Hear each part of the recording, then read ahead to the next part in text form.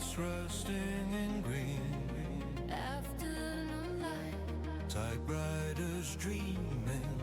All through the night. A smiling sun hangs on a cardboard sky.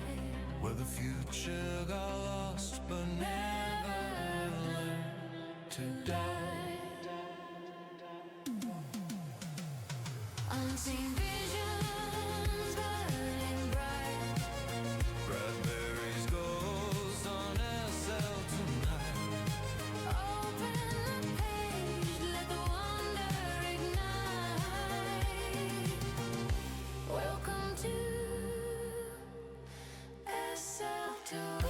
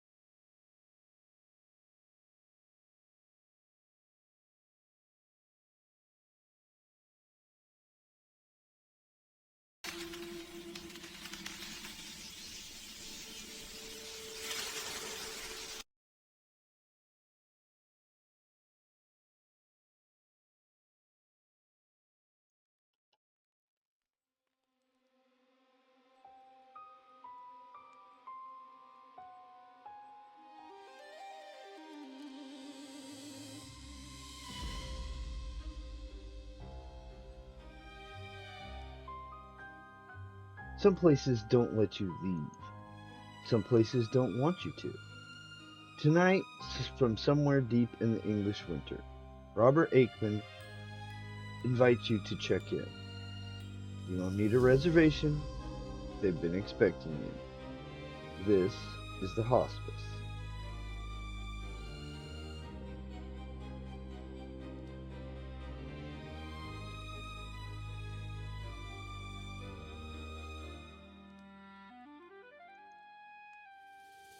It was somewhere at the back of beyond. Mayberry would have found it difficult to be more precise.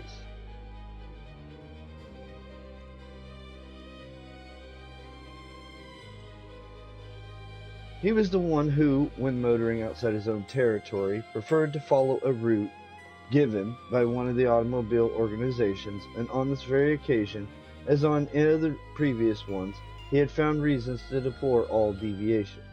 This time it had been the works manager's fault.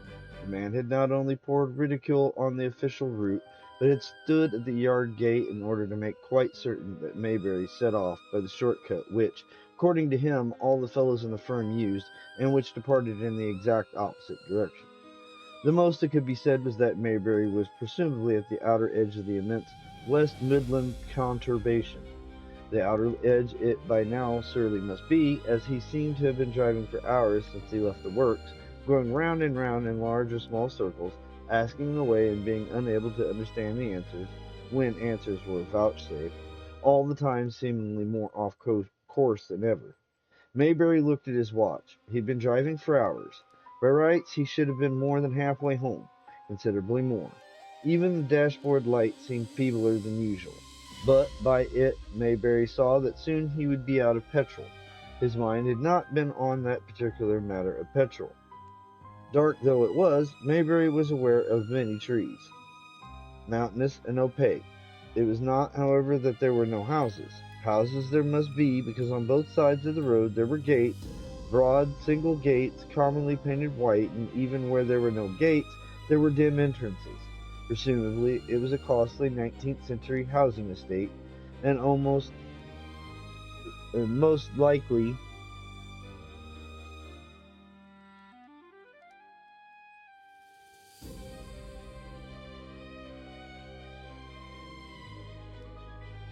the straightforward had been genteelly avoided. As often in such places the racer through, the taker of a shortcut was quite systematically penalized. Probably this attitude accounted also for the failure to bring the street lighting fully up to date. Mayberry came to a specific bifurcation. It was impossible to make a reasonable choice, and he doubted whether it mattered much in any case.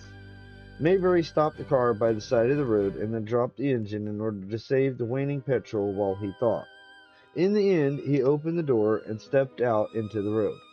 He looked up. The moon and stars were almost hidden by thick trees. It was quiet. The houses were set too far back from the road for the noise of the television sets to be heard, or the blue glare thereof seen. Pedestrians are nowadays rare in such a district at any hour, but now there was no traffic either, nor a sound of traffic more remote. Mayberry was disturbed by the silence.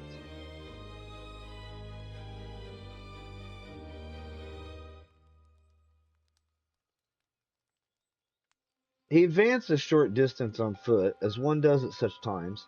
In any case, he had no map, but only a route, from which he had departed quite hopelessly. Nonetheless, even that second and locally preferred route, the one used by all the fellows, had seemed perfectly clear at the time, and as the manager had described it. He supposed that otherwise he might not have been persuaded to embark upon it, not even over-persuaded. As things were, his wanton expedient of merely driving straight ahead until one found some definite sign or other indication would be dubious, because the petrol might run out first. Parallel with each side of each road was a narrow make-up footway with a centrally gravelly strip. Beyond the strip to Mayberry's left was a wilderness of vegetation, traversed by a ditch, beyond which was the hedge line of the different properties. By the light of the occasional street lamp, Mayberry could see that sometimes there was an owner who had his hedge trimmed, and sometimes an owner who did not. It would be futile to walk any further along the road, though the air was pleasantly warm and aromatic. There was Angela and their son Tony awaiting him, and he must resume the fight to join them. Something shot out at him from the boskage on his left. He had disturbed a cat, returned to its feral habitude. The first he knew of it was its claws, or conceivably its teeth, sunk into his left leg. There had been no question of integration or cuddling up. Mayberry kicked out furiously. The strange sequel was total silence. He must have kicked the cat a long way, because on the instant there was no hint of it. Nor had he seen the color of the cat, though there was a pool of light at that point on the footway. He fancied he had seen two flaming eyes, but he was not sure even of that. There had been no mew, no scream. Mayberry faltered. His leg really hurt. It hurt so much that he could not bring himself to touch the limb, even to look at it in the lamplight. He faltered back to the car, and though his leg made difficulties even in starting it, set off indecisively down the road along which he had just walked. Might as well have become a case of it being wise for him to seek a hospital. The deep scratch or bite of a cat might well hold venom, and it was not pleasant to think where the particular cat had been treading, or what it might have been devouring. Mayberry again looked at his watch. It was 14 minutes past 8. Only 9 minutes had passed since he'd looked at it last.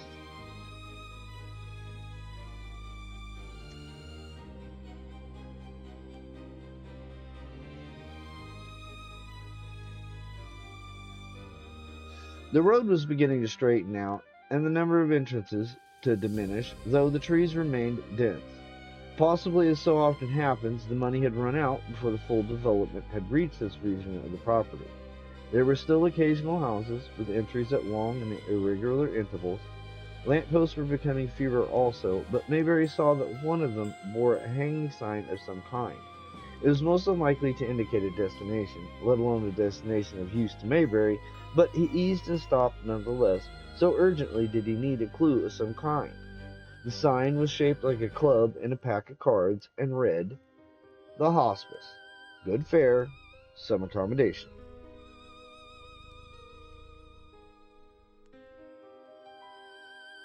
The modest words relating to accommodation were curved round the downward pointing extremity of the club. Mayberry decided almost instantly. He was hungry, he was injured, he was lost. He was almost without petrol. He would inquire for dinner, and if he could telephone home, might even stay the night, though he had neither pajamas nor electric razor. The gate, made of iron and more suited, Mayberry would have thought, to a farmyard bullpen, was nonetheless wide open. Mayberry drove through. The drive had likewise been surfaced with rather unattractive concrete, and it appeared to have been done some time ago, since there was now many potholes, as if heavy vehicles passed frequently. Mayberry's headlights bounced and lurched disconcertingly as he proceeded, but suddenly the drive, which had run quite straight, again as on a modern farm, swerved, and there on Mayberry's left was the hospice. He realized that the drive he had come down, it indeed had been a drive, was not the original main entrance. There was an older, more traditional drive winding away beyond between the rhododendron bushes. All this was visible in a bright line from a fixture high above the cornice of the building, almost a floodlight, Mayberry thought. He supposed that a new entry had been made for the vehicles of the various suppliers when the place had become whatever exactly it had become. A private hotel, guest house, a club? No doubt the management aspired to cater for the occupants of the big houses now that there were no longer servants in the world.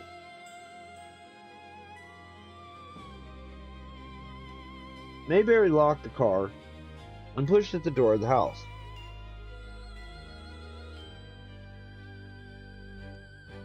It was a solid Victorian door, and it did not respond to Mayberry's pressure. Mayberry was discouraged by the need to ring, but he rang. He noticed that there was a second bell, lowered down, marked night. Surely it could not yet be night. The great thing was to get in, to feed. The works had offered only packeted sandwiches and flavorless coffee by way of luncheon, to ingratiate himself, before raising questions of petrol, whereabouts, possible accommodation for the night, a telephone call to Angela, disinfectant for his leg. He did not much care for standing alone in a strange place under the bright floodlight, uncertain what was going to happen. But quite soon the door was opened by a lad with curly fair hair with an untroubled face. He looked like a young athlete, as Mayberry at once thought. He was wearing a white jacket and smiled helpfully. Dinner? Yes, certainly, sir. I fear we've just started, but I'm sure we can fit you in. To Mayberry the words brought back the seaside boarding houses where he had been taken for holidays when a boy. Punctuality in those days had been almost as important as sobriety. If you can give me just a couple minutes to wash. Certainly, sir. This way, please. Inside, it was not at all like those boarding houses of Mayberry's youth. Mayberry happened to know exactly what it was like. The effect was that produced by the efforts of an expensive and therefore rather old-fashioned furniture emporium, if one placed one's whole abode and most of one's checkbook in its hands. There were hangings on all the walls, and every chair and sofa was upholstered. Colors and fabrics were harmonious but rich. The several standard lamps had immense shades. The polished tables derived from Italian originals. One could perhaps feel that a few upholstered occupants should have been designed and purveyed to harmonize also. As it was, the room was empty except for the two of them. The lad held open the door marked "Gentleman" in script, but then followed Mayberry in, which Mayberry had not particularly expected.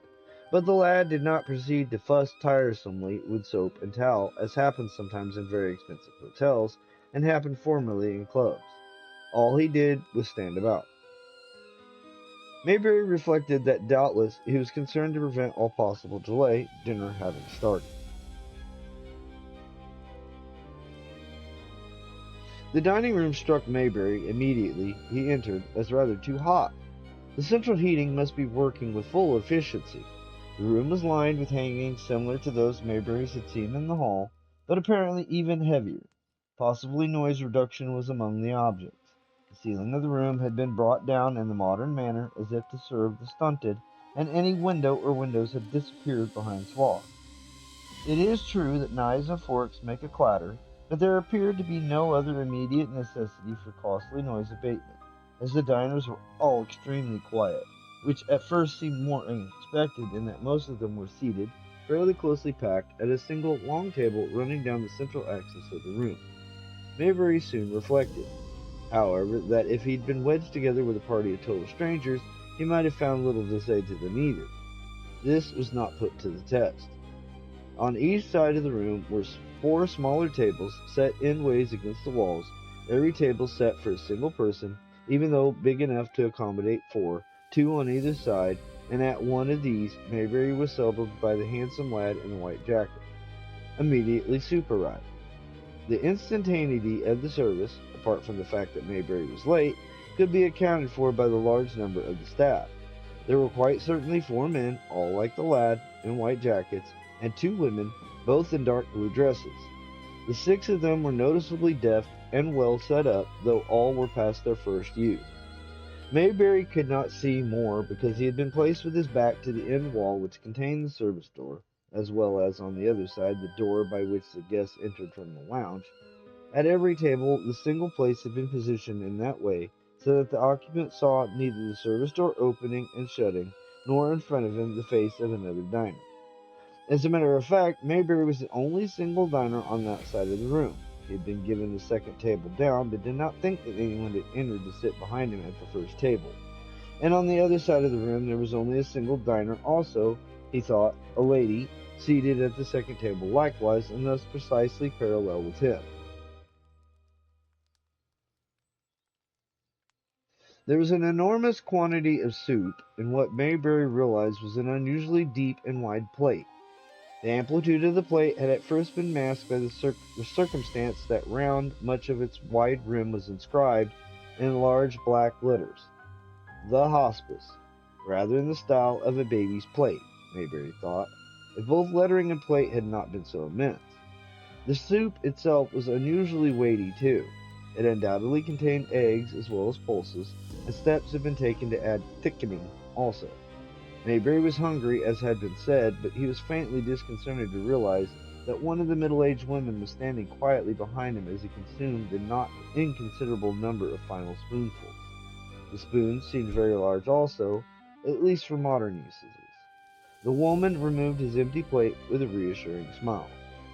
The second course was there, as she set it before him. The woman spoke confidently in his ear of the third course. "It's turkey tonight." Her tone was exactly that in which promise is conveyed to a little boy of his favorite dish. It was as if she were Mayberry's nanny, even though Mayberry had never had a nanny. Not exactly. Meanwhile, the second course was fabricated that morning. Cheese in fairly large granules was strewn across the heap from a large porcelain bowl without Mayberry being noticeably consulted. "Can I have something to drink? A lager will do." Somebody's telling a story.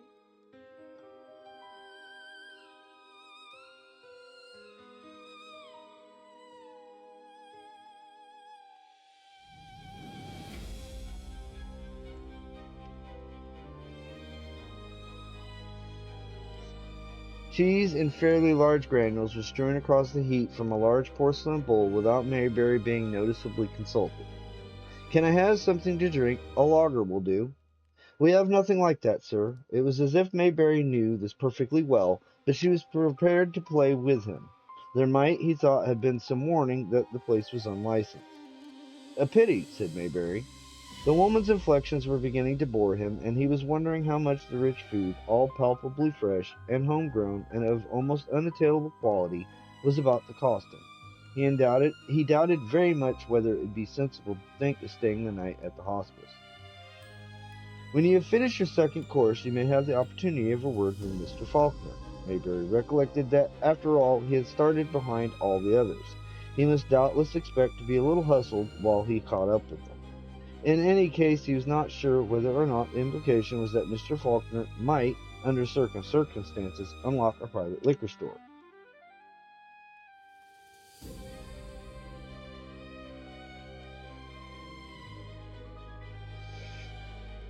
Obviously, it would help the catching up process if Mayberry ate no more than two-thirds of the pasta fantasy.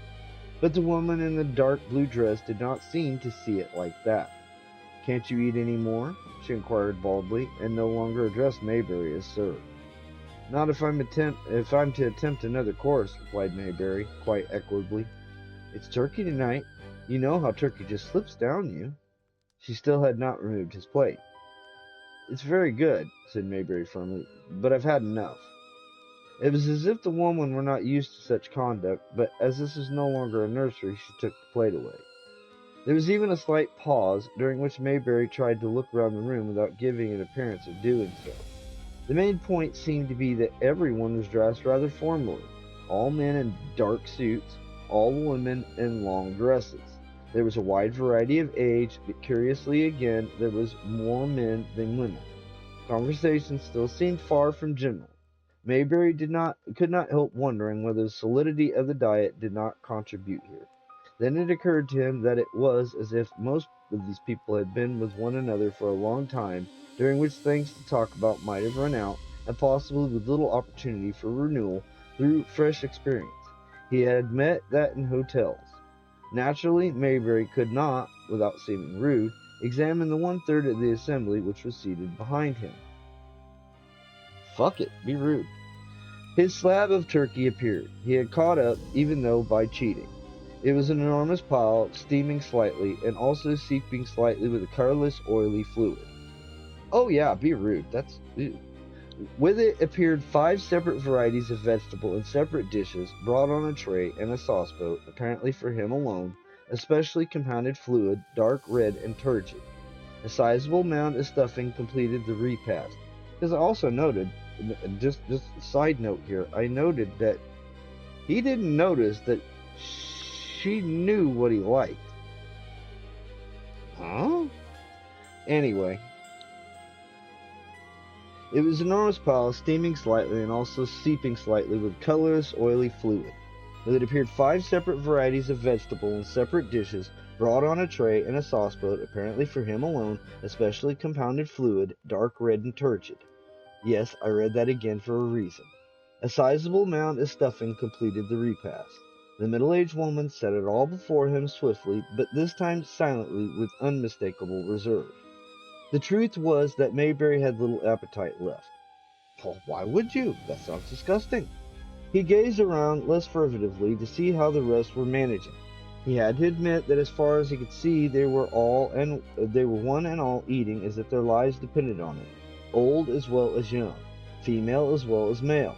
It was as if all had spent a long unfed day in the hunting field, eating as if their lives depended on it, he said again to himself. Then, struck by the absurdity of the phrase when applied to eating, he picked up the knife and fork with resolution. Is everything to your liking, Mr. Mayberry? Again he had been gently taken by surprise. Mr. Faulkner was at his shoulder, a sleek man in the most beautiful dinner jacket, and instantly a memortative maitre d' hotel. Perfect, thank you, said Mayberry, but how did you know my name? We like to remember the names of all our guests, said Faulkner, smiling. Oh, now he notices. Yes, but how did you find out my name in the first place? We like to think we're proficient at that too, Mr. Mayberry. I'm much impressed, said Mayberry. Really, he felt irritated at least, but his firm had trained him never to display irritation outside the family circle. Not at all, said Faulkner genially. Whatever our vocation in life, we may as well do what we can to excel. He settled the matter by dropping the subject. Is there anything I can get for you? Anything you would like? No, thank you very much. I have plenty. Thank you, Mr. Mayberry. If you wish to speak to me at any time, I am normally available in my office. Now, I will leave you to the enjoyment of your meal. I may tell you, in confidence, that there's steamed fruit pudding to follow.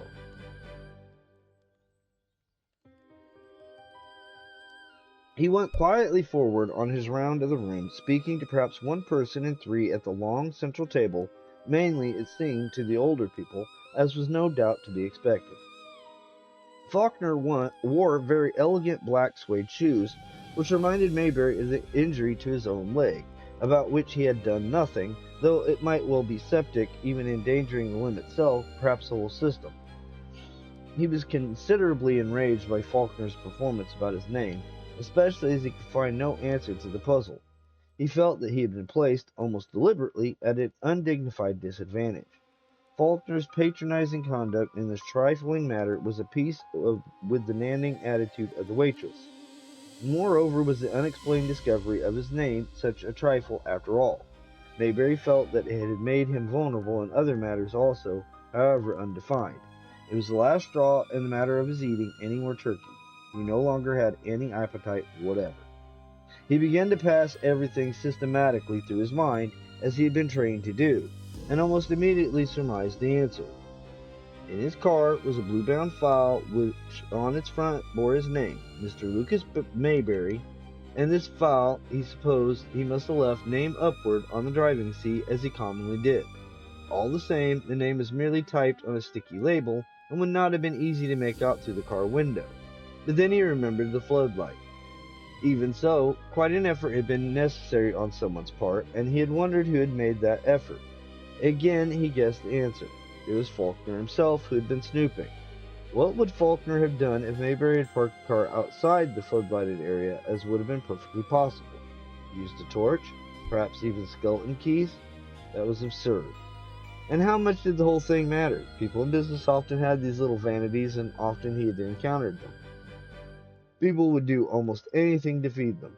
Probably he had one or two himself. The great thing when meeting any situation was to extract the essentials and to concentrate upon them. Dude knows your name. It's been... Run! Anyway, to some of the people, Faulkner was speaking for quite a period of time, while, as Mayberry noticed, those seated next to them, previously saying little in most cases, now said nothing at all, but confined themselves entirely to eating. Some of the people at the long table were not merely elderly, he had observed, but positively senile, drooling, watery-eyed, and almost hairless, but even they seemed to be eating away with the best. Mayberry had the horrid idea about them that eating was all they did do. They lived for eating. Another nursery expression. Mayberry reflected, and at last he had come upon those of whom it might be true. Some of these people might well relate to rich foods as alcoholics relate to excisable spirits. He found it more nauseating than any sottishness, of which he had seen a certain amount. Faulkner was proceeding so slowly, showing so much professional consideration, that he had not yet reached the lady who sat by herself parallel with Mayberry, on the other side of the room.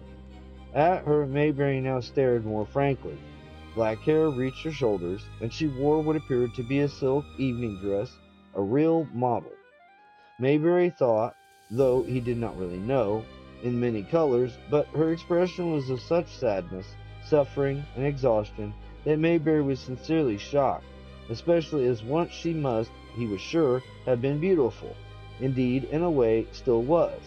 Surely, so unhappy, even tragic, a figure as that could not be plowing through a big slab of turkey with 5 vegetables. Without caution or courtesy, Mayberry half rose to his feet in order to look. "Eat up, sir. Why, you've hardly started." His tormentor had quickly returned to him. What was more, the tragic lady did appear to be eating. "I've had enough. I'm sorry, it's very good, but I've had enough." "You said that before, sir, and look, here you are, still eating away." He knew that he had indeed used those exact words. Crises are met by cliches. "I've eaten quite enough." "That's not necessary for each of us to say, is it?" "I want no more to eat of any kind. Please take all this away and just bring me a black coffee. When the time comes, if you like, I don't mind waiting." Though Mayberry did mind waiting, it was necessary to remain in control. The woman did the last thing Mayberry could have expected her to do. She picked up his laden plate, he had at least helped himself to everything, and with force dashed it on the floor. Even then the plate itself did not break, but gravy and 5 vegetables and rich stuffing spread across the thick patterned wall-to-wall carpet. Complete in place of comparative silence followed in the whole room, though there was still, as Mayberry even then observed, the muted clashing of cutlery. Indeed, his own knife and fork were still in his hands. Faulkner returned around the bottom end of the long table. "Mulligan," he asked, "how many more times?" His tone was as quiet as ever. Mayberry had not realized that the alarming woman was Irish. "Mr. Mayberry," Faulkner continued, "I entirely understand your difficulty. There is naturally no obligation to partake of anything you do not wish. I am only sorry for what has happened. It must seem very poor service on our part. Perhaps you would prefer to go into our lounge. Would you care simply for some coffee?" "Yes," said Mayberry, concentrating upon the essential. "I should, please. Indeed, I have already ordered black coffee. Could I possibly have a pot of it?" He had to step with care over the mess on the floor, looking downward. As he did so, he saw something most curious. The central rail ran the length of the long table a few inches above the floor. To this rail one of the male guests was attached by a fetter round his left ankle. Mayberry, now considerably shaken, had rather expected to be alone in the lounge until the coffee arrived. But he had no sooner dropped down upon one of the massive sofas that could easily have seated 5 in a row, at least 2 of them stout, than the handsome boy appeared from somewhere and proceeded merely to stand about as at an earlier phase of the evening. There were no illustrated papers to be seen, nor even brochures about beautiful Britain, and Mayberry found the lad's presence irksome. All the same, he did not quite dare to say, "There's nothing I want." He could think of nothing to say or to do, nor did this boy speak or seem to have anything particular to do either. It is obvious that his presence could hardly be required there when everyone was in the dining room. Presumably they would soon be passing on to fruit pudding. Mayberry was aware that he had yet to pay his bill. There was a baffled but considerable pause.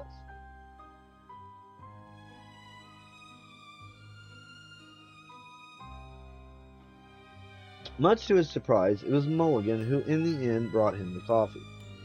It was a single cup, not a pot, and even the cup was such size that Mayberry for once that evening could have done with a bigger. At once he divined that coffee was outside the regime of the place and that he had been specially compensated, though he might well to pay extra for it. He had vaguely supposed that Mulligan would have been helping to mop up the dining room. Mulligan, in fact, seemed quite undisturbed. "Sugar, sir?" she said. "1 lump, please," said Mayberry, eyeing the size of the cup. He did not fail to notice that before going, she exchanged a glance with the handsome lad. He was young enough to be her son, and the glance might mean anything or nothing. While Mayberry was trying to make the most of his meager coffee and to ignore the presence of the lad, who must surely be bored, the door from the dining room opened, and the tragic lady from the other side of the room appeared. "Close the door, will you?" she said to the boy. The boy closed the door and then stood about again, watching her. "Do you mind if I join you?" the lady asked Mayberry.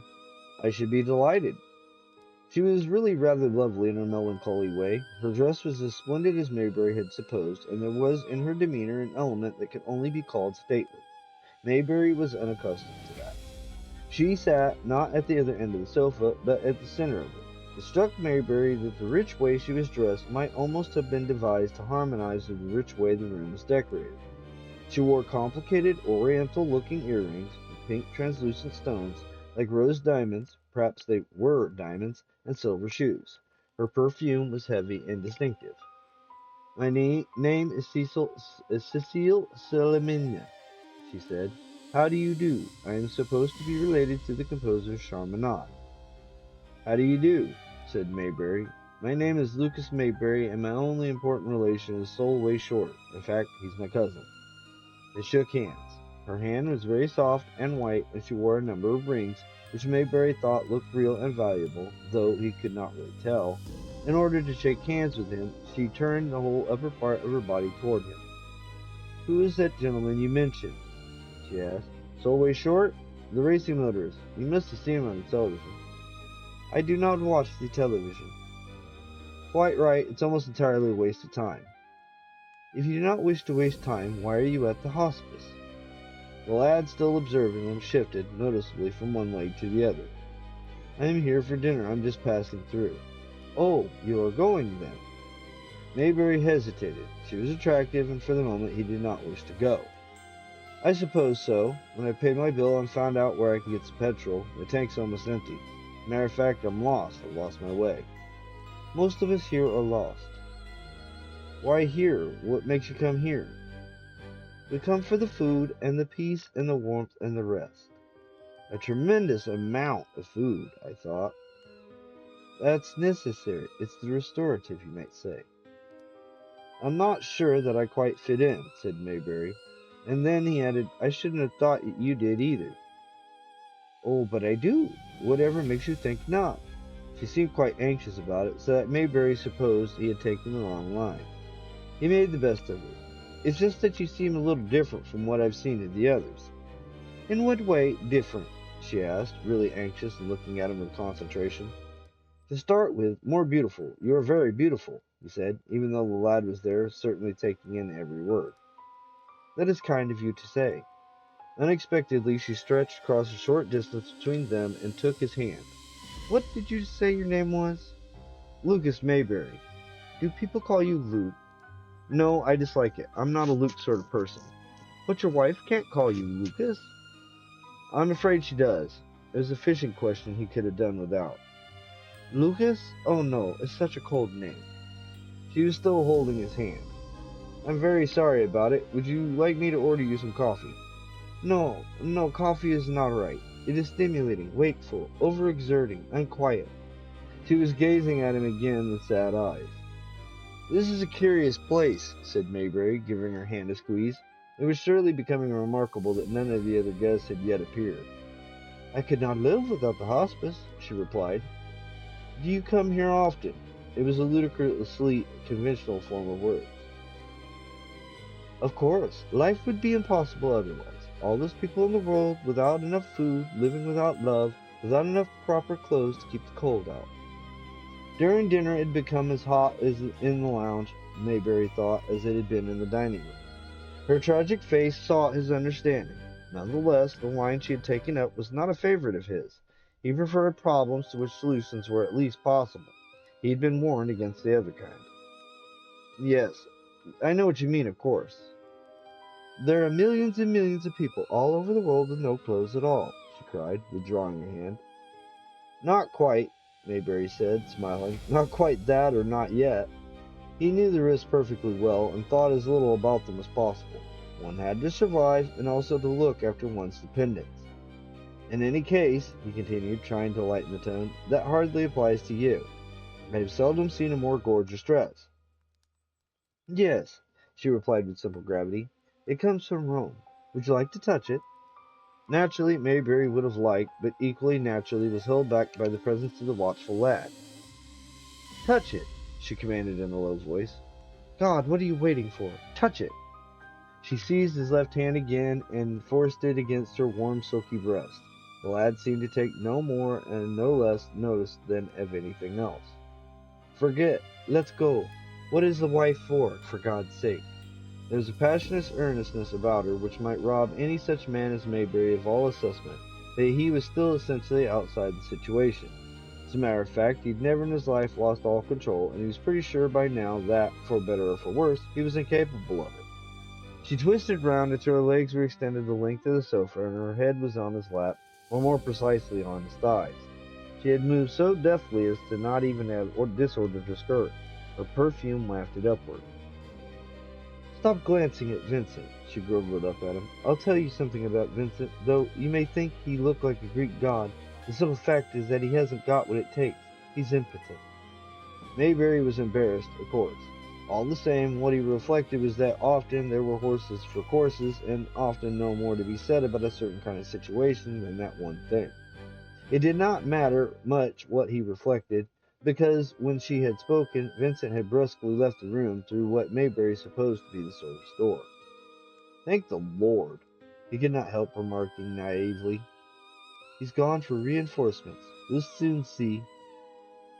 Where were the other guests? Where, by now, could they be?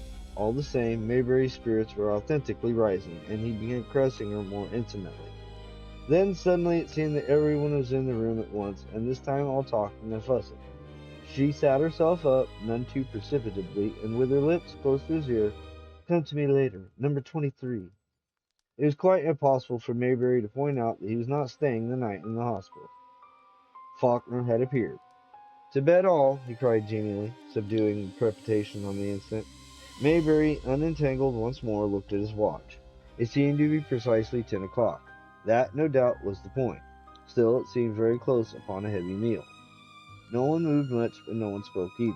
To bed, all of you, said Faulkner again, this time in a tone which might almost be described as roguish. Mayberry's lady rose to her feet. All of them filtered away, Mayberry's lady among them. She had spoken no further word, made no further gesture. Mayberry was alone with Faulkner. Let me remove your cup, said Faulkner curiously. Before I ask for my bill, said Mayberry, I wonder if you could tell me where I might possibly find some petrol at this hour. Are you out of petrol? Inquired Faulkner. Almost. There's nothing open at night within 20 miles. Not nowadays. Something to do with our new friends the Arabs, I believe. All I can suggest is that I siphon some petrol from the tank of our own vehicle. It's quite a large vehicle, and it has a large tank. I couldn't possibly put you to that trouble. In any case, he, Mayberry, did not know exactly how to do it. He had heard of it, but he had never arisen before in his own life. The lad, Vincent, reappeared, still looking pink. Mayberry thought, though it was difficult to be sure with such a glowing skin. Vincent began to lock up, a quite serious process it seemed, rather than as in great-grandparental days when prowling desperadoes were to be feared. No trouble at all, Mr. Mayberry. Vincent here can do it easily, or another member of my staff. Well, said Mayberry, if it'd be all right. Vincent, directed Faulkner, don't bolt and padlock the front door yet. Mr. Mayberry intends to leave us. Very good, said Vincent gruffly. Now, if we go to your car, Mr. Mayberry, you could then drive it round to the back. I will show you the way. I must apologize for putting you to this extra trouble, but the other vehicle takes some time to start, especially at night. Vincent had opened the front door for them. After you, Mr. Mayberry, said Faulkner. Where it had been excessively hot within, it duly proved to be excessively cold without. The floodlight had been turned off. The moon had gone in, as Mayberry believed the saying was, and all the stars had apparently gone with it. Still, the distance to the car was not great. Mayberry soon found it in the thick darkness, with Faulkner coming quietly step by step behind him. Perhaps I'd better go back and get a torch, remarked Faulkner. So there duly was a torch. It brought to Mayberry's mind the matter of the office file with his name on it, and as he unlocked the car door, there the file was, exactly as he supposed, and assuredly named uppermost. Mayberry threw it across to the back seat. Faulkner's electric torch was a heavy service object which drenched a wide area in cold white light. May I sit beside you, Mr. Mayberry? He closed the outside door behind him. Mayberry had already turned on the headlights, torch or no torch, and he was pushing a starter which seemed obdurate. It was not, he thought, that there was anything wrong with it, but rather that there was something wrong with him. The sensation was exactly like a nightmare. He had, of course, done it hundreds of times, probably thousands of times, but now, when after all had really mattered, he simply could not manage it, had quite incredibly somehow lost the simple knack of it. He often endured bad dreams of just this kind. He found time with part of his mind to wonder whether this was not a bad dream, but it was to be presumed not, since now he did not wake as we soon do when once we realize that we are dreaming. I wish I could be of some help, remarked Faulkner, who had shut off his torch, but I'm not accustomed to the make of the car. I might easily do more harm than good. He spoke with his usual bland geniality. Mayberry was irritated again. The make of the car was one of the commonest there is. Trust the firm for that. All the same, he knew it was entirely his own fault that he could not make the car start, and not in the least Faulkner's. He felt as if he were going mad. I don't quite know what to suggest, he said, and added, if, as you say, there is no garage. Perhaps Cromie could be of assistance, said Faulkner. Cromie had been with us quite a long time, and is a wizard with any mechanical problem. No one could say that Faulkner was pressing Mayberry to stay the night, or even hinting toward it, as one might expect. Mayberry wondered whether the funny place was not, in fact, full up. It seemed the most likely answer. Not that Mayberry wished to stay the night, far from it. I'm not sure, he said, that I have the right to disturb anyone else. Cromie is on night duty. He's always on night duty. That is what we employ him for. I will fetch him. He turned on the torch once more, stepped out of the car, and disappeared into the house, shutting the front door behind him lest the cold air enter. In the end, the front door reopened and Faulkner reemerged. He still wore no coat over his dinner suit and seemed to ignore the cold.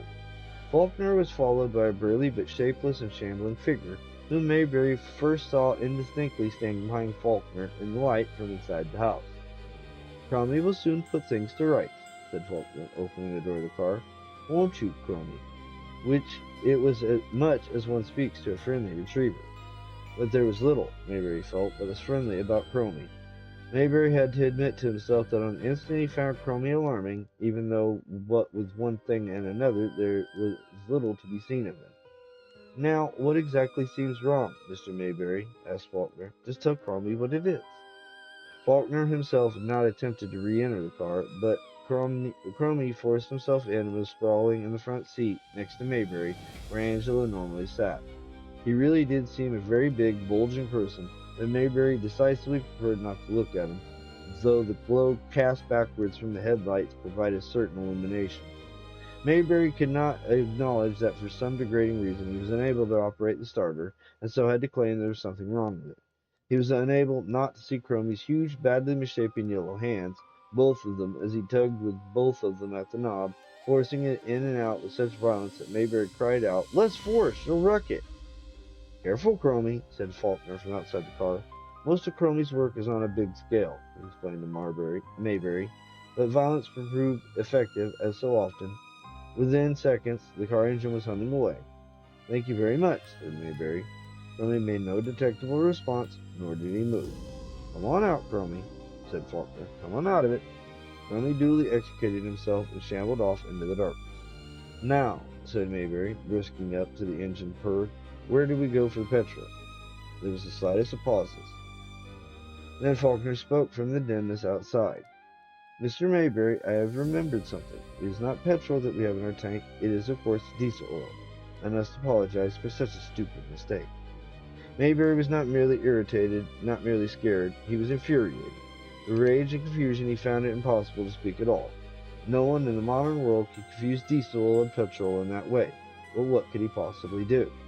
Faulkner, standing outside the open door of the car, spoke again. "I am extremely sorry, Mr. Mayberry. Would you permit me to make some amends by inviting you to spend the night with us free of charge, except perhaps for the dinner?" Within the last few minutes, Mayberry had suspected that this moment was bound to come in one form or another. "Thank you," he said, less than graciously. "I suppose I'd better accept." "We shall try to make you comfortable," said Faulkner. Mayberry turned off the headlights, climbed out the car once more, and shut, for what it was worth, locked the door. And followed Faulkner back into the house. This time Faulkner completed the locking and bolting of the front door that he had instructed Vincent to omit. "I have no luggage of any kind," remarked Mayberry, still very much on the defensive. "That may solve itself," said Faulkner, straightening it from the bottom bolt and smoothing his dinner jacket. "There's something I ought to explain. Will you first excuse me a moment?" He went to the door at the back of the lounge. Hotels really have become far too hot, thought Mayberry. They're positively addled the brain.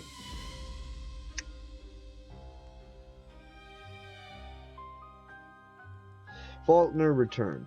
"There's something I ought to explain," he said again. "We have no single rooms, partly because many of our visitors prefer not to be alone at night. The best we can do for you in your emergency, Mr. Mayberry, is to offer you the share of a room with another guest. It is a large room, and there are 2 beds. It is a sheer stroke of good luck that at present there is only one guest in the room, Mr. Baynard. Mr. Baynard will be glad of your company, I am certain, and you will be quite safe with him. He is a very pleasant person, I can assure you. I just sent message upon asking him if he could possibly come down so that I can introduce you. He's always very helpful, and I think he will be here in a moment. Mr. Baynard has been with us for some time, so that I'm sure he'll be able to fit you up with pajamas and so forth." It was just about the last thing that Mayberry wanted from any point of view, but he had learned that it was a kind that it's peculiarly difficult to protest against without somehow putting oneself in the wrong with other people. Besides, he supposed that he was now committed to a night in the place, and therefore to all indications, whatever they might be, were very nearly so. "I should like to telephone my wife, if I may," Mayberry said. Angela had been steadily on his mind for some time. "I fear that's impossible, Mr. Mayberry," replied Faulkner. "I'm so sorry." "How can it be impossible?" "In order to reduce tension and sustain atmosphere that our guests prefer, we have no external telephone, only an internal link between my quarters and the proprietor." "But how can you run a hotel in the modern world without a telephone?" "Most of our guests are regulars. Many of them come again and again, and the last thing they come for is to hear a telephone ring the whole time with all the strain it involves." "They must be half round the bend," snapped Mayberry, before he could stop himself. "Mr. Mayberry," replied Faulkner, "I have to remind you of 2 things. The first, that I have invited you to be our guest in the fuller sense of the word. The second is that, although you attach so much importance to efficiency, you none the less appear to have set out on a long journey at night with very little petrol in the tank. Possibly you should think yourself fortunate that you are not spending the night stranded on some motorway." "I'm sorry," said Mayberry, "but I simply must telephone my wife. Soon she'll be out of her mind with worry." "I shouldn't think so, Mr. Mayberry," said Faulkner, smiling. "Concerned, we must hope, but not quite out of her mind." Mayberry could have hit him, but at that moment a stranger entered. "Ah, Mr. Bernard," said Faulkner, and introduced them. They actually shook hands. "You won't mind, Mr. Bernard, if Mr. Mayberry shares your room." Bernard was a slender, bony little man of about Mayberry's age. He was bald, with a rim of curly red hair. He had slightly glacious green eyes of the kind that often go with red hair. In the present environment he was quite perky, but Mayberry wondered how he would make out in the world beyond. Perhaps, however, this was because Bernard was too shrimp-like to look his best in pajamas. I should be delighted to share my room with anyone, replied Bernard. I am lonely by myself. Splendid, said Faulkner coolly. Perhaps you'll lead Mr. Mayberry upstairs and lend him some pajamas. You must remember that he's a stranger to us and does not yet know our ways. Delighted, delighted, exclaimed Bernard. Well then, said Faulkner, is there anything you would like, Mr. Mayberry, before you go upstairs? Only a telephone, rejoined Mayberry, still recalcitrant. He simply did not believe Faulkner. No one in the modern world could live without a telephone, let alone run a business without one. He had begun uneasily to wonder if Faulkner had spoken the whole truth about the petrol and the diesel fuel either. Anything you would like that we are in a position to provide, Mr. Mayberry, persisted Faulkner with offensive specificity. Ugh, there's no telephone here, put in Bannard, whose voice was noticeably high, even squeaky. In that case, nothing, said Mayberry, but I don't know what my wife will do with herself. None of us knows that, said Bernard superficiously, and cackled for a second. Good night, Mr. Mayberry. Thank you, Mr. Bernard. Mayberry was almost surprised to discover as he followed Bernard upstairs that it seemed a perfectly normal hotel, though overheated and decorated over heavily. On the first landing was a full-size reproduction of a chieftain in scarlet tartan by Rayburn. Mayberry knew the picture because it had been chosen for the firm's calendar one year, though ever since they had used girls. Bernard lived on the second floor, where the pictures on the landing were smaller and depicted ladies and gentlemen in riding dress taking refreshments together.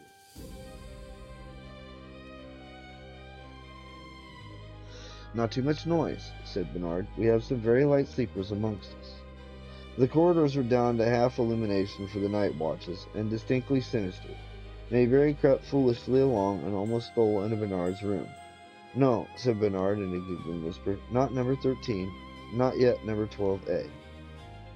As a matter of fact, Mayberry had not noticed the number on the door that Bernard was now cautiously closing, and he did not feel called upon to rejoin. Do be quiet, taking your things off, old man, said Bernard softly. When once you've woken people who've been properly asleep, you can never quite tell. It's a bad thing to do. It was a large, square room, and the two beds were in exactly opposite corners, somewhat to Mayberry's relief. The light had been on when they entered, and Mayberry surmised that even the unnecessary clicking of switches was to be eschewed. That's your bed, whispered Bernard, pointing jocularly. So far, Mayberry had removed only his shoes. He could have done without Bernard staring at him, without Bernard's affable grin. Or perhaps you'd rather we did something before settling down, whispered Bernard. No, thank you, replied Mayberry. It's been a long day. He was trying to keep his voice reasonably low, but he absolutely refused to whisper. To be sure it has, said Bernard, rising to match the volume that Mayberry had employed. Night-night, then. And the best thing is to get sleep quickly. His tone was similar to that which seemed habitual with Faulkner. Bernard climbed agilely into his own bed and lay on his back, peering at Mayberry over the sheets. Hang your suit in the cupboard, said Baynard, who had already done likewise. There's room. Thank you, said Mayberry. Where do I find the pajamas? Top drawer, said Bernard. Help yourself, they're all alike. And indeed, the drawer proved to be virtually filled with apparently identical suits of pajamas. It's between seasons, said Bernard. Neither proper summer nor proper winter. Many thanks for the loan, said Mayberry, though the pajamas were considerably too small for him. The bathroom's in there, said Bernard. When Mayberry returned, he opened the door of the cupboard. It was a long, big cupboard, and it was almost filled by a long line of presumably Bernard's suits. There's room, said Bernard once more. Find yourself an empty hanger. Make yourself at home. While balancing his trousers on a hanger and suspending it from the rail, Mayberry again became aware of the injury to his leg. He had hustled so rapidly into Bernard's pajamas that, for better or for worse, he had not even looked at the scar. What's the matter? Asked Bernard on the instant. Hurt yourself, have you? It was a damn cat scratched me, replied Mayberry without thinking very much. But this time he decided to look. With some difficulty and some pain, he rolled up the tight pajama leg. It was a quite nasty gash, and there was much dried blood. He realized that he had not even thought about washing the wound. And so far as he had been worried about anything habitual, he had been worrying about Angela. Don't show it to me, squeaked Bernard, forgetting not to make a noise. All the same, he was sitting up in bed and staring as if his eyes would pop. It's bad for me to see things like that. I'm upset by them. Don't worry, said Mayberry. I'm sure it's not as serious as it looks. In fact, he was far from sure, and he was aware also that it had not been quite what Bernard was concerned about. I don't want to know anything about it, said Bernard. Mayberry made no reply, but simply rolled down the pajama leg. About his injury, too, there was plainly nothing to be done. Even a request for Vaseline might lead to hysterics. Mayberry tried to concentrate upon the reflection that if nothing worse had followed from the gash by now, then nothing worse might ever follow. Bernard, however, was still sitting up in bed. He was looking pale. I come here to forget things like that, he said. We all do. His voice was shaking. Shall I turn the light out? Inquired Mayberry, as I'm the one who's still up. I don't usually do that, said Bernard, reclining once more. Nonetheless, it can make things unnecessarily difficult if there's you to be considered too. To her room, said Mayberry, hesitating. All right, if you wish, turn it out. Tonight, anyway. Mayberry did his injured leg no good when stumbling back to his bed. All the same, he managed to arrive there. I'm only here for one night, he said more to the darkness than Bernard. You'll be on your own again tomorrow. Bernard made no reply, and indeed it seemed to Mayberry as if he were no longer there. That Bernard was not an organism that could function in the dark. Mayberry refrained from raising any question of drawing back the curtain. Curtains were as long and heavy as elsewhere, or letting in a little night air. Things, he felt, were better left more or less as the way they were. It was completely dark. It was completely silent. It was far too hot. Mayberry wondered what the time was. He had lost all touch. Unfortunately, his watch lacked a luminous dial. He doubted whether he would ever sleep, but the night had been endured somehow. For Angela, it must be even harder, far harder. At the best, he had never seen himself as a first-class husband, able to provide a superfoodie, eager to be protective. Things would become quite impossible if he were to lose a leg. But with modern medicine, that might be avoidable, even at the worst. He should be able to continue struggling on for some time yet. As stealthily as possible, he insinuated himself from being between the burning blankets and sheets onto the surface of the bed. He lay there like a dying fish, trying not to make another movement of any kind. He became almost cataleptic with inner exertion. It was not a promising recipe for slumber. In the end, he thought he could detect Bernard's breathing, far, far away. So Bernard was still there. Fantasy and reality are different things. No one could tell whether Bernard was slept or awake, or had it in any case become quite important aim not to resume general conversations with Bernard. Half a lifetime passed. There could be no doubt now that Bernard was both still in the room and also awake. Perceptibly, he was on the move. Mayberry's body contracted with speculation as to whether Bernard in the total blackness was making towards his corner. Mayberry felt that he was only half his normal size. Bernard edged and groped interminably. Of course, Mayberry had been unfair to him in extinguishing the light, and the present anxiety was doubtless no more than the price to be paid. Bernard himself seemed certainly to be entering into the spirit of the situation. Possibly he had not turned the light on because he could not reach the switch, but there seemed more to it than that. Bernard could be thought of as committed to a positive effort in the direction of silence, in order that Mayberry, the guest for a night, should not be disturbed. Mayberry could hardly hear him moving at all, though perhaps it was a gamble whether this was consideration or menace. Mayberry would hardly have been surprised if the next event had been hands on his throat. But, in fact, the next event was Bernard reaching the door and opening it with vast delicacy and slowness.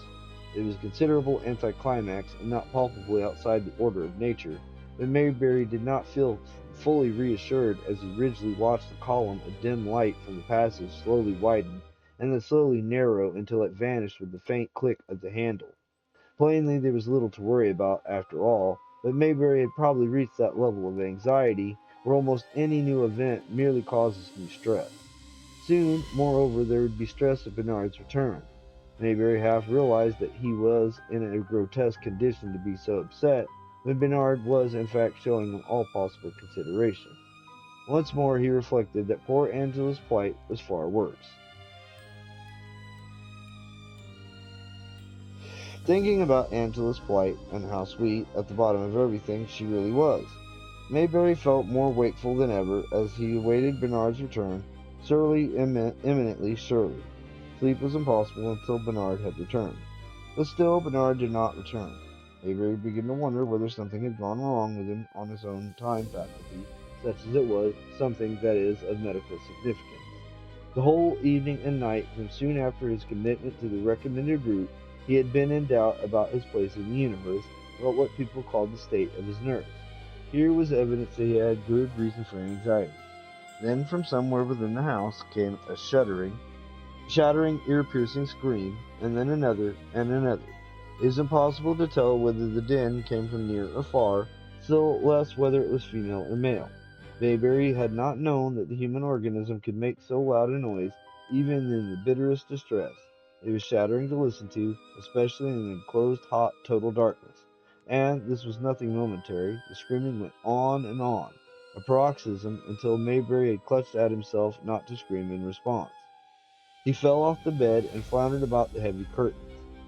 Some light on the scene must be, if possible, some new air in the room. He found the curtains within a moment and dragged back first one and then the other. There was no more light than before. Shutters, perhaps? Mayberry's arm stretched out gingerly. He could feel neither wood nor metal. The light switch, it must be found. While Mayberry fell about in the darkness, the screaming stopped on a ghoulish gurgle, perhaps as if the sufferer had vomited immensely and then passed out, or perhaps if the sufferer had in mercy passed away altogether. Mayberry continued to search. It was harder than ever to say how long it took, but in the end he found the switch, and the immediate mystery was explained. Behind the drawn-back curtains was, as the children say, just wall. The room apparently had no window. The curtains were mere decoration. All was silent once more extremely silent. Bernard's bed was turned back as neatly as if in the full light of day. Mayberry cast off Bernard's pajamas and quickly as the state permitted resumed his own clothes. Not that he had had any very definite course of action. Simply it seemed better to be fully dressed. He looked vaguely inside his pocketbook to confirm that his money was still there. He went to the door and made cautious to open it and seek some hint into the best thing for him to do, the best way to make off. The door was unopenable. There was no movement in it at all. It had been locked, at least, perhaps more. If Bernard had done it, he had been astonishingly quiet about it, conceivably experienced. Mayberry tried to apply himself to think calmly. The upshot was that once more, and even more hurriedly, he removed his clothes, disposed of them suitably, and resumed Bernard's pajamas. It would be sensible once more to turn out the light, to withdraw to bed, between the sheets if possible to stand by, as before. But Mayberry found that turning out the light, the resultant total blackness, were more than he could face, however expedient. Ineptly he sat on the side of his bed, still trying to think things out, to plan sensibly. Would Bernard, after all this time, ever in fact return? At least during the course of that night? He became aware that the electric light bulb had begun to crackle and fizz. Then, with no further sound, it simply failed. It was not, Mayberry thought, some final authoritative lights out all over the house. It was merely that the single bulb had given out, however unfortunately from his own point of view, an isolated industrial incident. He lay there half in, half out, for a long time. He concentrated on the thought that nothing had actually happened that was dangerous. Ever since his school days, and indeed during them, he had become increasingly aware that there were many things strange to him, most of which had proved in the end to be apparently quite harmless. Then Bernard was creeping back into the dark room. Mayberry's ears had perked up no faint sound of a step in the passage, and more remarkably, there had been no noise either of a turned key, let alone perhaps of a drawn bolt. Mayberry's view of the bulb failure was confirmed by a repetition of the widening and narrowing column of light, dim but probably no dimmer than before. Up to a point, lights were still on elsewhere. Bernard, considered as before, did not try to turn on the light in the room. He shut the door with extraordinary skill, and Mayberry could, just, though only just, hear him slithering into his bed.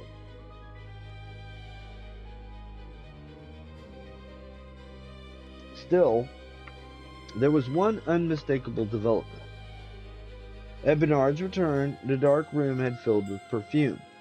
Perfume favored, long ago as it seemed, by the lady who had been so charming to Mayberry in the lounge.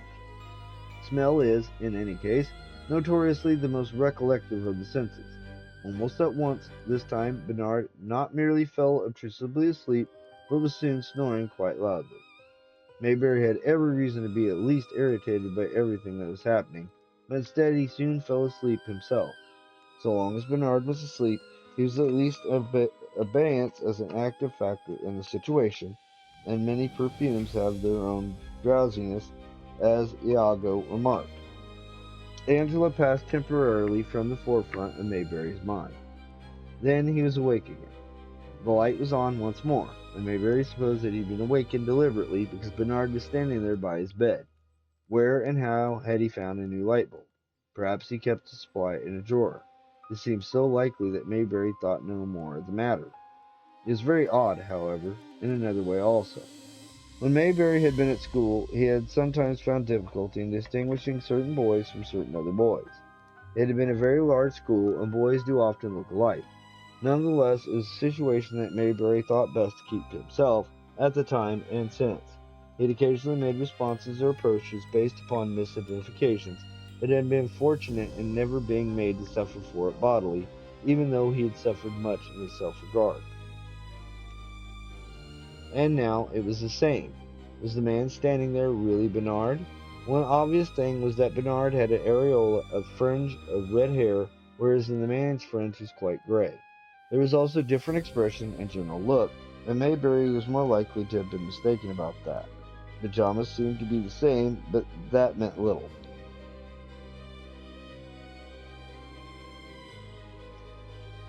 I was just wondering if you'd care to take a walk, to care to talk for a bit, said Bernard. One had to assume that Bernard it was, at least to start off with. I didn't mean to wake you up. I was just making sure. That's all right, I suppose, said Maybury. I'm over my first beauty sleep, said Bernard. It can be lonely during the night. Under all the circumstances, it was a distinctly absurd remark, but undoubtedly it was in Bernard's idiom. What was all that screaming? Inquired Maybury. I didn't hear anything. I suppose I slept through it, but I can imagine.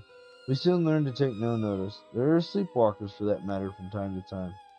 I suppose that's why the bedroom doors are so hard to open. Not a bit, said Bernard. But then he added, well, partly, perhaps. Yes, partly. I think so. But it's just a knack, really. We're not actually locked in, you know. He giggled.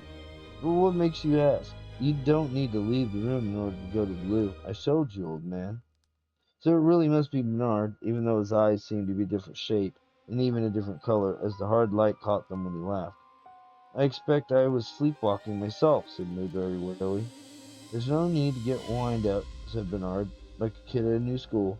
All that goes on here is based on the simplest and natural principles. Eating good food regularly, sleeping long hours, and not taxing the overworked brain. The food is particularly important. You wait for breakfast, old man, and see what you get. Most tremendous spread, I promise you. How do you manage to eat it all? Asked Maybury. Dinner alone was too much for me. We simply let nature have its way, or rather, perhaps, her way. We give nature her head.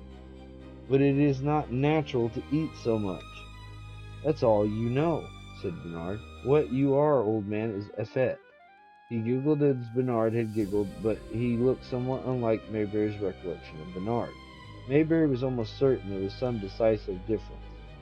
The room still smelled of the woman's perfume, or perhaps it was largely Bernard who smelled of it, Bernard who now stood so close to Maybury. It was embarrassing that Bernard, if he really had to rise from his bed and wake Maybury up, did not sit down, though preferably not on Maybury's blanket. I'm not saying there's no suffering here, continued Bernard, but where in the world are you exempt from suffering? At least no one rots away in some attic, or the wretched bed-sitter more likely. Here there are no single rooms. We all help one another. What can you and I do for one another, old man? He took a step nearer and bent slightly over Maybury's face. His pajamas really reeked of perfume. It was essential to be rid of him, but essential to do it uncontentiously. The prospect should accept the representative's point of view as far as possible unawares. Perhaps we could talk for just 5 or 10 minutes more, said Maybury, and then I should like to go to sleep again, if you will excuse me. I ought to explain that I slept very little last night owing to my wife's illness. Is your wife pretty? Asked Bernard. Really pretty, with this and that? He made a couple of gestures, quite conventional, though not aforetime seen in drawing rooms. Of course she is, said Maybury. What do you think? Does she really turn you on, make you lose control of yourself? Naturally, said Maybury. He tried to smile to show he had a sense of humor which could help him cope with tasteless questions. Bernard now not merely sat on Maybury's bed, but pushed his frame against Maybury's legs, which there was not much room to withdraw, owing to the tightness of the blanket as Bernard sat on it. Tell us about it, said Bernard. Tell us exactly what it's like to be a married man. Has it changed your whole life, transformed everything? Not exactly. In any case, I married years ago. So now there is someone else. I understand. No, exactly. Actually, there's not. Well, those old sweet songs still swings to you. If you put it like that, yes. I love my wife. Besides, she's ill, and we have a son. There's him to consider, too. How old is your son? Nearly 16. What color are his hair and eyes? Really, I'm not sure. No particular color. He's not a baby, you know. Are his hands still soft? I shouldn't think so. Do you love your son, then? In his own way. Oh, yes, of course. I should love him were he mine, and my wife, too. It seemed to Mayberry that Bernard said it with real sentiment. What's more, he looked at least twice as sad as when Mayberry had first seen him. Twice as old, and twice as sad. It was all ludicrous, and Mayberry had at last felt really tired, despite the lump of Bernard looming over him and looking different.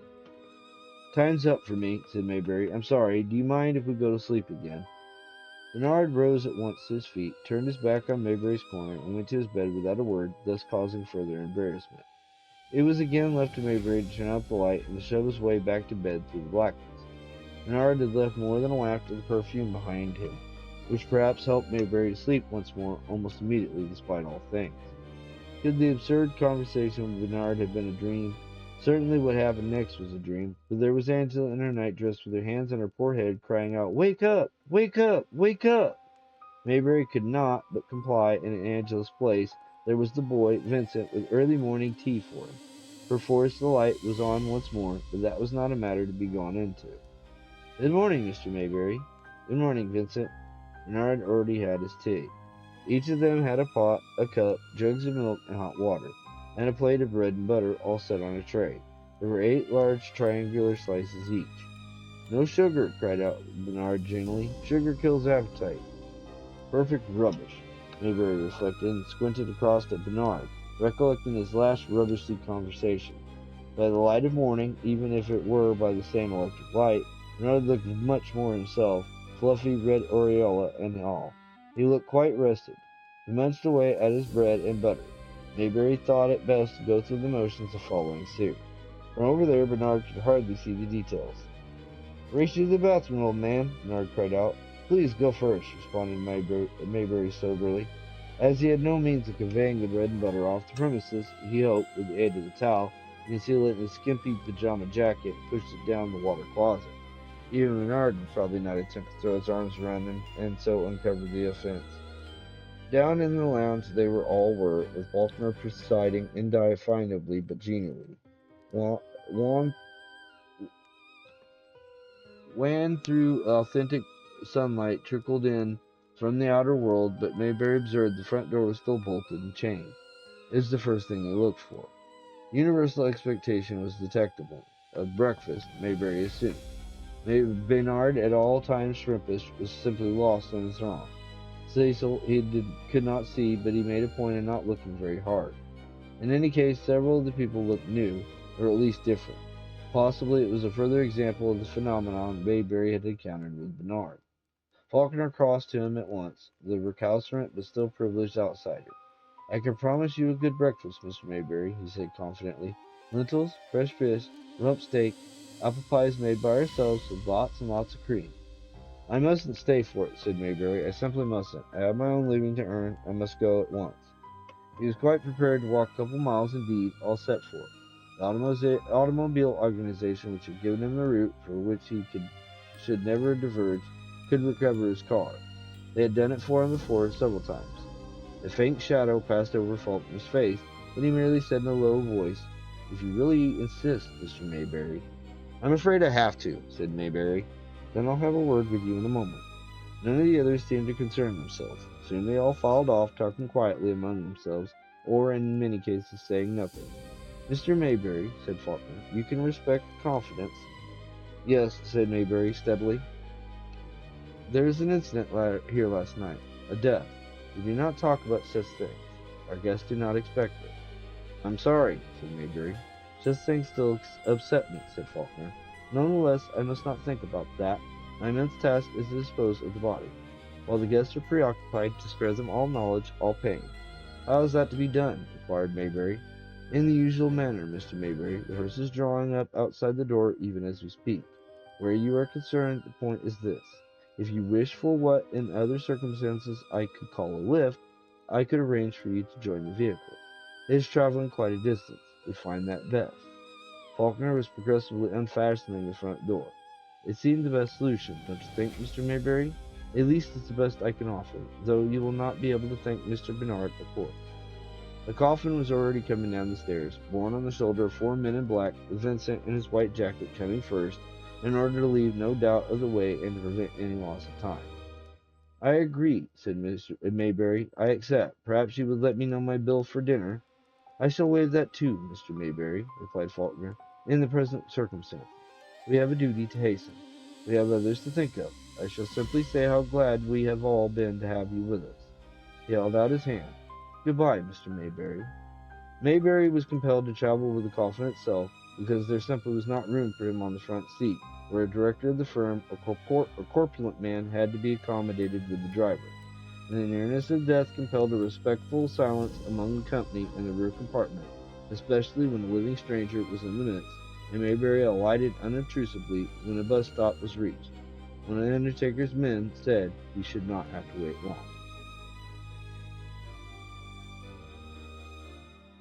The food is warm. The beds are soft. The doors never open from the inside. Good night. Sleep well.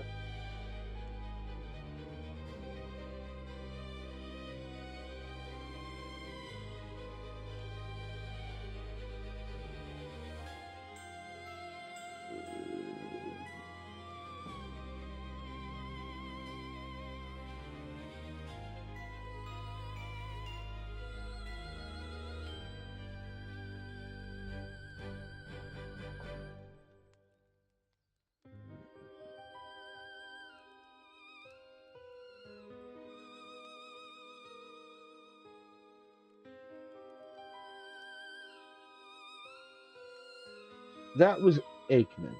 Some doors, once you walk through, close forever. But some curses follow you home. Tonight, we stay right here in the cold. Next up, an old friend of the show, Montague Rhodes James. Lock the windows, check under the bed. We're reading Cast the Runes. And whatever you do, don't accept any slips of paper.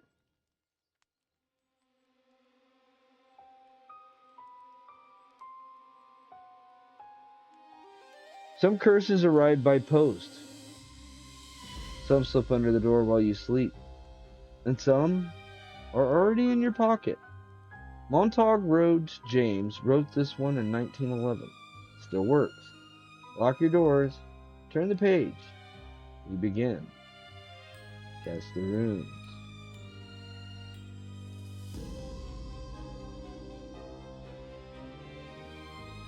I suppose you'll be getting away pretty soon. Now full term is over, Professor, said a person not in the story to the Professor of Oriel soon after the conclusion of the term. Really, I don't know. I always seem to manage to find something to occupy me, said the Professor, but I wish you would tell me what you have to do. It is not a very good room, is it? No, it isn't quite what I could wish, said the temporary occupant of the room, but it is all I could get for the moment. Could you perhaps suggest a corner where I could hang this dreadful thing?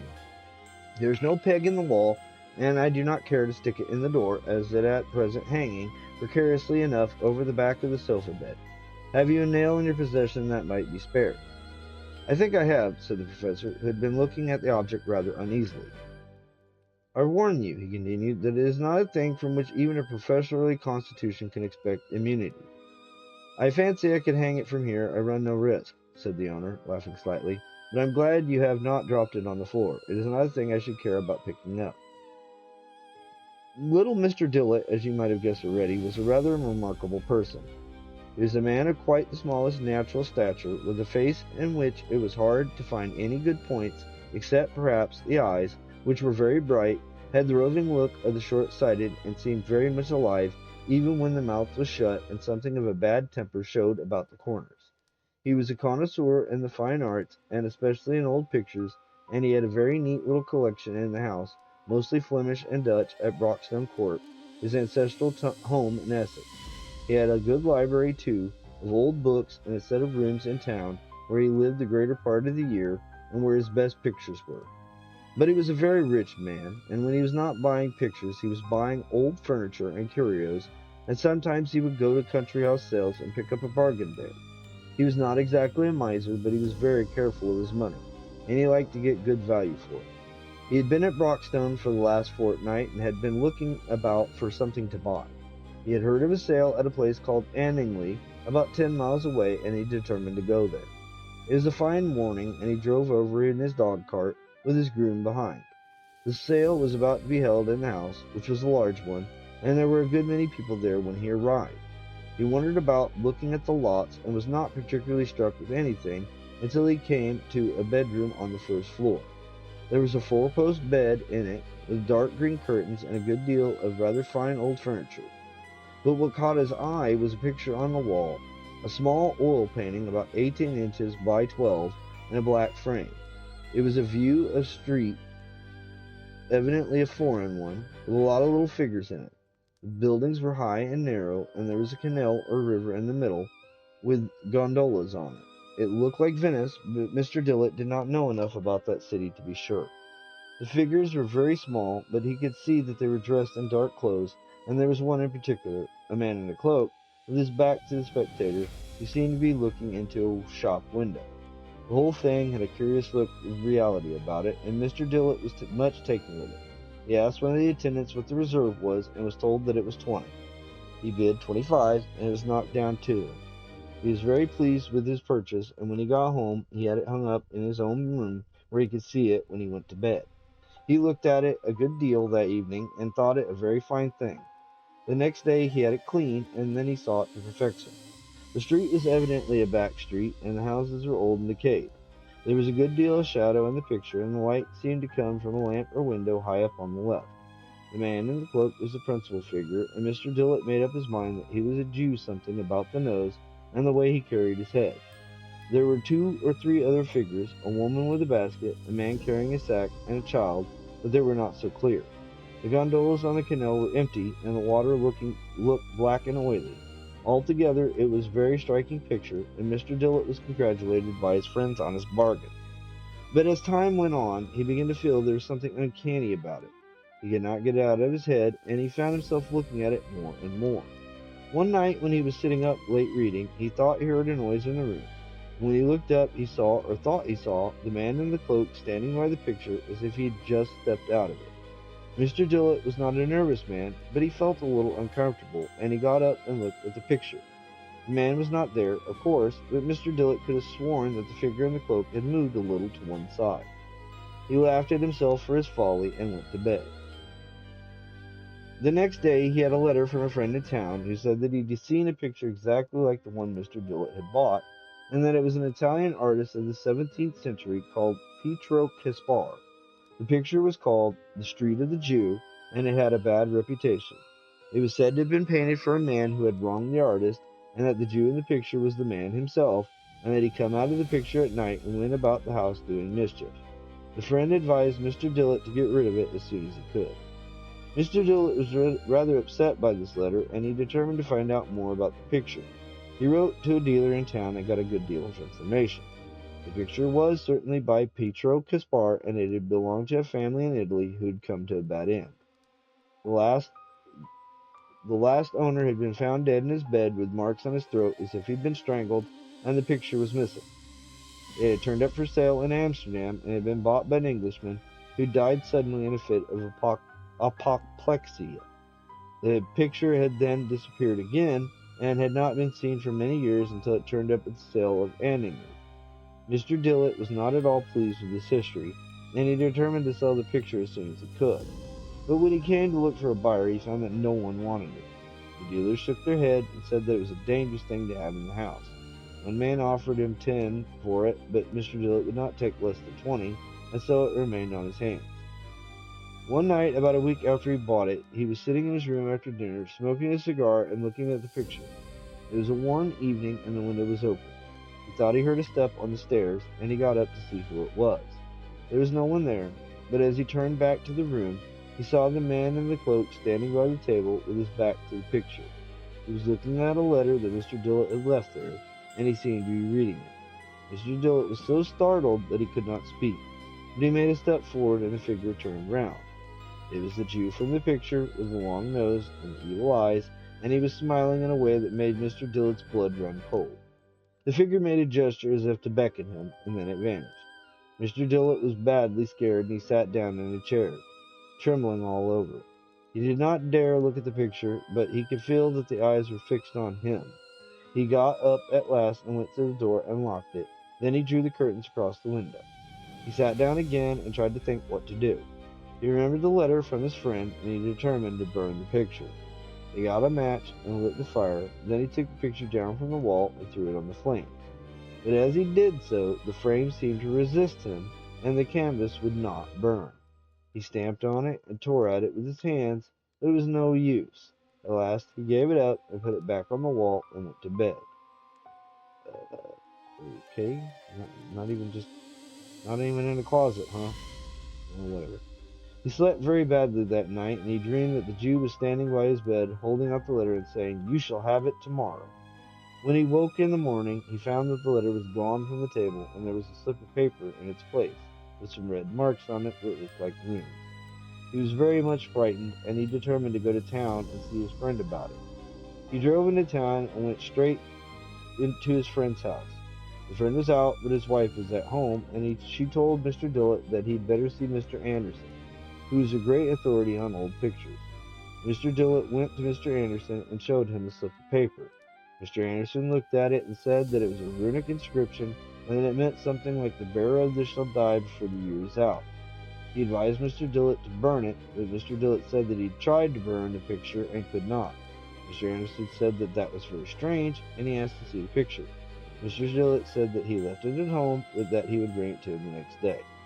When he got home, he found that the picture was gone from the wall, and there was a letter lying on the floor. It was from the dealer in town, who said that he had bought the picture from a man who found it in a house in Amsterdam, and that he was sorry to say that the man had died suddenly the night before. Mr. Dillett was very much upset, and he sat down and thought what to do. He remembered the rooms and determined to find someone who could read them. He went to the British Museum and saw a gentleman there who was a great authority on runes. The gentleman looked at the slip of paper and said that it was a very ancient form of writing and that it was a curse upon the bearer. He said the only way for the curse to break the curse was to pass the paper on to someone else before a certain date which was written on it. The date was October 15th and it was October 10th. Mr. Dillett was in a great state of mind, and he determined to pass the paper on to someone as soon as he could. He thought of his friend in town, but he did not like to do that. He thought of Mr. Anderson, but he did not know him well enough. At last he determined to send it to the editor of a paper who had written against old pictures and who had said that they were all fakes. He wrote a letter to the editor and enclosed the slip of paper and posted it that night. The next day he felt much better, and he went about his business as usual.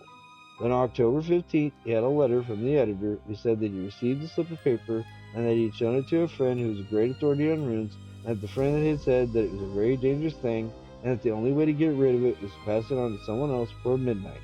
The editor said that he'd pass it on to a man who had written a book against old pictures, and that he hoped Mr. Dillett would not mind. Mr. Dillett was very angry, and he determined to go to town and see the editor. But when he got there, he found the editor had gone away for a holiday, and that no one knew where he was. He went to see the man who had the book, but he found that he had died suddenly the night before. Mr. Dillett was very much frightened, and he determined to go home and burn the picture. But when he got home, he found the picture was back on the wall, and that the Jew was looking at him with a smile. That night he had a terrible dream. He dreamed that the Jew came into his room and stood by his bed and said, "You have not passed it on," and then took Mr. Dillett by the throat and strangled him. When he woke, he found that he could not speak and that his throat was swollen. He tried to call for help, but no sound came. He got up, went to the door, but it was locked, and the key was gone. He went to the window, but it was barred. He realized that he was trapped and that the curse was on him. The next morning, his servants found him dead in his bed with marks on his throat as if he'd been strangled. The picture was gone, and no one ever saw it again. Whatever you do tonight, check your pockets before you sleep. If you find a slip of paper with red marks, you don't remember putting there. Well, you've been warned. Good night, darlings. Sweet dreams.